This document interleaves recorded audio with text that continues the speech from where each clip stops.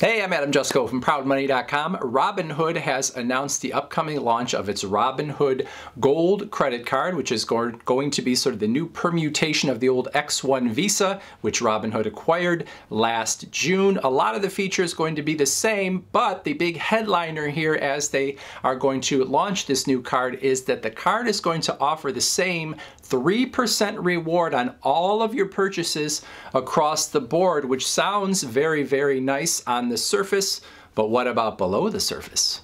So there are a couple of potential catches, so let's look at what's being offered here and you can decide whether they are a catch in your mind or not. First off, if you want the Robinhood Gold credit card when it comes out, you're going to have to be a paid member of the Robinhood Gold subscription program, which costs either $5 per month or $50 for a whole year. Now, the Robinhood Gold platform or subscription program has other things going on. You get an extra 3% on IRA deposits that you make with Robinhood. You get a 5% APY on any of your balances that are sitting in your brokerage account that aren't actually invested in a stock or other bond or thing of that nature. And then there's some other features as well. Now, if you value those other things and you say, you know what, I'm paying for Robinhood Gold already, or I'd be willing to pay that to get what Robinhood Gold offers even beyond this credit card, well then you could look at this as a no annual fee credit card that's giving you really nice rewards. But for purposes of this video, I am going to take the approach that you are paying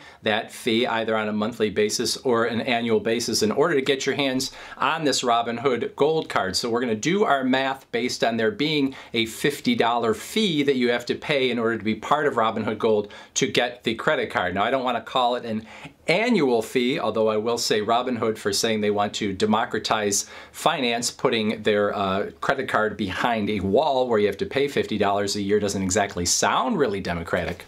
But that doesn't mean that it is a bad deal. It really depends on the math. In particular, it's going to depend on how much you spend with your credit card. If you spend a lot with the card, that $50 you pay in fees to be part of Robinhood Gold could be very much worth it. If you don't spend very much on your credit card, well then it's not going to make a lot of sense to pay to be part of the program to get 3% in rewards when you're getting it on a very small sum. So think about what you're spending, which means I am now going to do some math. Let's say that you are spending $2,500 per year on this Robinhood Gold. That would mean you're spending around $200 per month. Overall, you would get $75 in rewards at that 3% rate, but you'd have $50 in fees. So you essentially would end up with $25 in rewards on your $2,500 in purchases, which is 1%. If we double that and in a year you spend $5,000 on the card,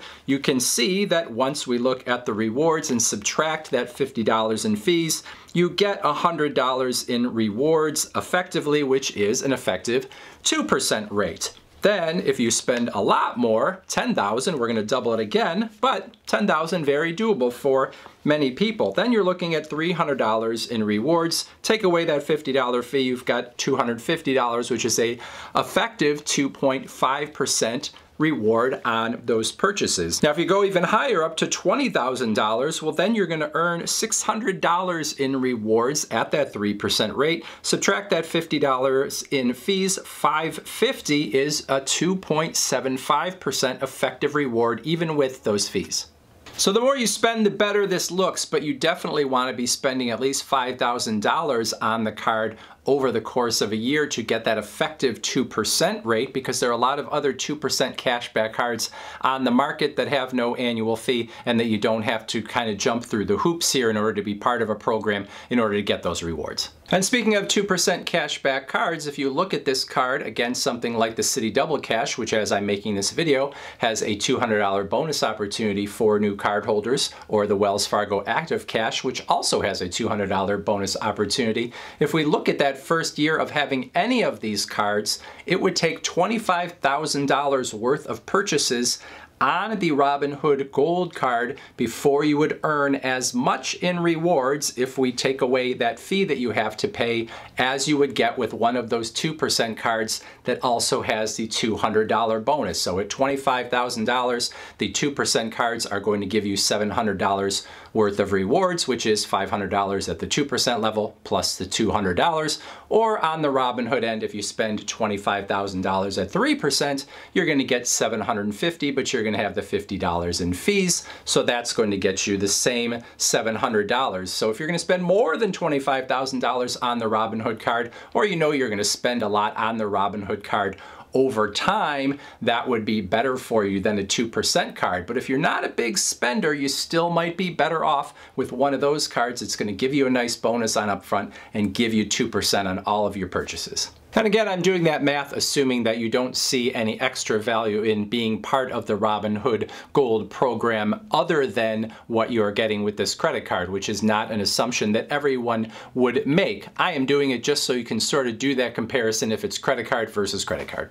Also important to note with the Robinhood Gold Card is that 3% that I'm talking about is actually going to be 3 points per dollar, and those points are going to be worth 1 penny each, which equals 3%. Now, in terms of how you redeem them, you can redeem them for cash back, but that cash back has to go into your Robinhood brokerage account. So you're not going to get that cash back in your hands or into some alternate bank account. Now, I suppose it's easy enough to have that money go into your Robinhood brokerage account if you wanted to, and then withdraw it to a different account, but you are going to have that extra step if you want to have it as pure cash back. Now, you can also use those 3 points per dollar or 3% within the Robinhood travel portal, which is an online booking, and you can also use it for gift cards at that 3%, or you could use it to shop at certain merchants through their shopping portal, which again would give you those points using that same penny per point or 3%.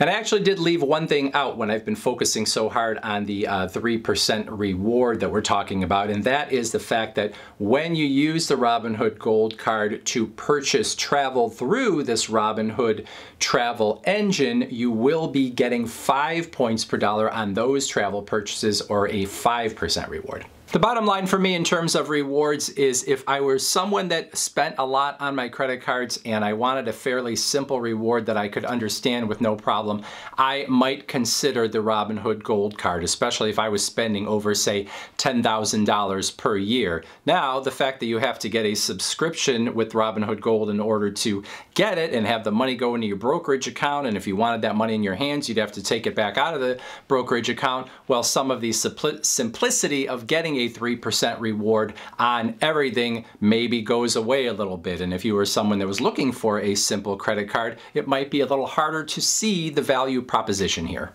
Now, not everything is about rewards, so I will mention a few other things with the Robinhood Gold Card. A lot of these taken from the X1 Visa that existed prior. You've got no foreign transaction fees, which is a nice thing. No extra charges on purchases outside of the US. You have some decent travel insurances and extended warranty coverage on things that you buy with the card.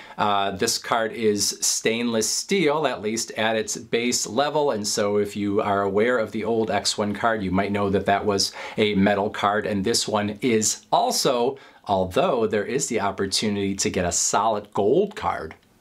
And I'll talk about that solid gold card in just 1 second, but I do want to mention that if you are a former X1 Visa card holder, my understanding is that you're not being moved into the Robinhood Gold Card, which makes sense because in order to get the Robinhood Gold Card, you are going to have to be paying for that subscription. Now, maybe if you're already a Robinhood Gold member, they would move you over because you're already paying, and possibly they would do that without you having to reapply. I'm just guessing on that one, but so far it sounds like they're keeping these separate. You might still keep your old X1 Visa, at least for some period of time, but they're not automatically moving you over.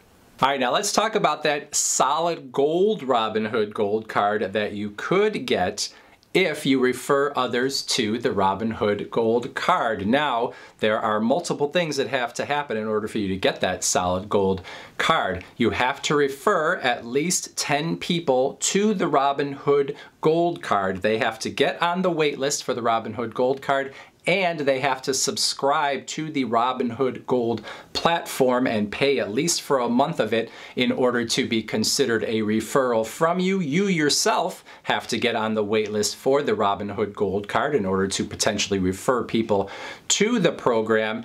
If you are one of the first 5,000 people that does that, you will get the solid gold Robinhood Gold Card. That is what I think it said, 36 grams, 10 carats. It really is a gold functioning credit card.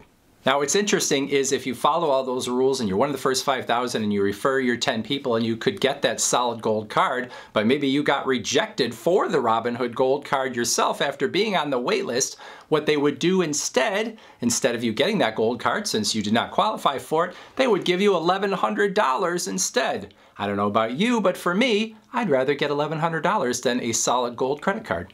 I mean, I'm not above trying to make other people jealous by showing off things that are not easy for the average person to get, but in this case, I'd rather have $1,100 than that shiny object. So that is it. As far as I know, Robinhood has not given any exact date when people who are on the wait list should expect to be able to apply for the card, the old X1 card that Robinhood bought. They did the same thing when they rolled out that card, a long time wait list, try to get people excited about the card before you could actually get your hands on it. And you have some of the same people dealing with the Robinhood Gold Card that were the ones that started the X1 card, so it makes sense that they might be going the same route with this. So we'll see when it is actually available. Those are my thoughts on the card. I would love to hear yours in that comment section below. Otherwise, I thank you for watching. And as always, please go to proudmoney.com where we do credit card reviews. We talk personal finance, we talk deals, and all sorts of other fun stuff too. If you're not going to the website or you're not going to leave a comment below, the video you're going to want to watch next is right there.